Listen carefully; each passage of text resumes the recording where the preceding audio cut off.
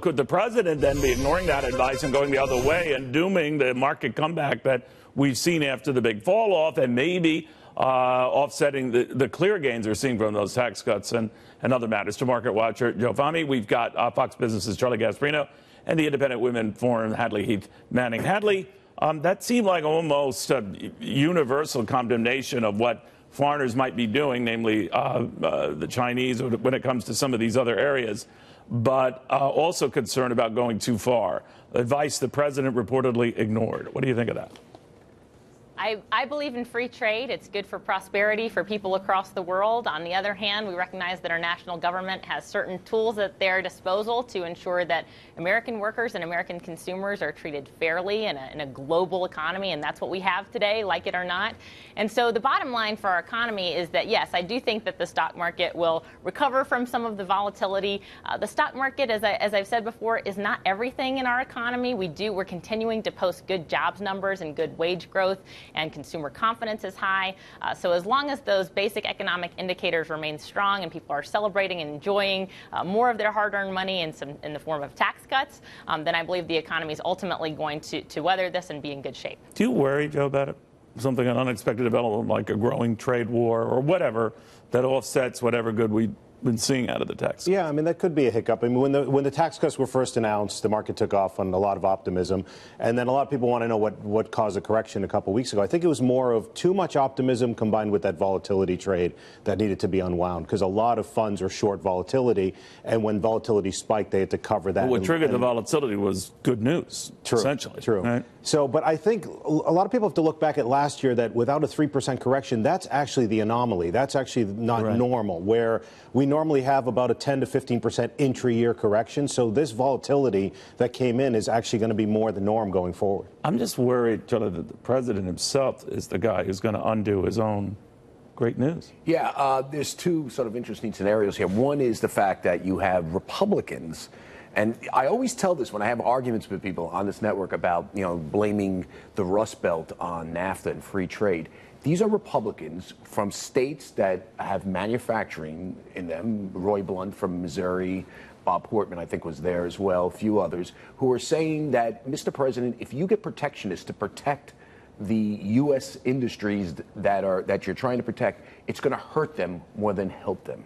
And just remember that they have a vested interest in keeping these industries there, yet they're telling the president, don't go the protectionist route. That's one thing. The other thing is this. I disagree with the notion that the stock market doesn't mean much, because it does. It signals fears in the market, and there's certain fears that are in this market. Number one is that the tax cuts don't pay for themselves and deficits balloon, and we get much higher interest rates. You saw that in the market shakeup. Yes, exacerbated by the volatility trade, but the volatility trade was there already, and this is what essentially I think sparked it. The other thing is, one of the other existential threats to the market is if the tax cuts don't work and if we have a trade war. It's never good for our economy. It's just not. Now, Hadley, one of his arguments for doing and his saying and threatening what he's been saying and threatening is that you don't have to do it to get what you want. But, of course, in history, we've learned that things can get out of control, right? That's right. And when the president talks, that's worth a lot. I mean, you say the pen is mightier than the sword. The Twitter and the words of the president weigh heavily on the minds of foreign leaders. And even at home, they certainly influence our markets, and especially the stock market.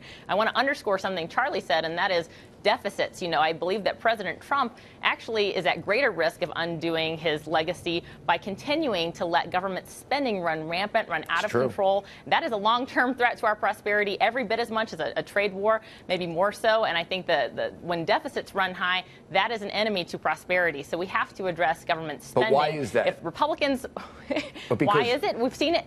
It's because of much higher interest rates, more than just the 10-year spiking. And I think that's what the market was saying. I mean, listen, we had a budget deal. You pointed this out. When the markets were going crazy, they reached a budget deal that added another, $300 billion to the deficit. Right. I mean, it was just a worry on top of a worry on top of a worry. And I'm telling you, if GDP doesn't spike above 3% soon, people are going to start worrying in much higher deficits and interest rates. To Charlie's point, the interest rates, a 10-year getting above 3 would definitely rattle, especially the velocity. That seems to be just a matter of days, though. Yeah, I mean, I know David Tepper says wake me up when it gets to 4, but I think the market's still at 3. So you think we get over 3, we have a big hit that It day? becomes a little bit of competition, yeah. I mean, you can still have the market rise with rising interest rates, but I think a lot of the markets But are even 3% backed by the full faith and credit of Uncle Sam is still paltry.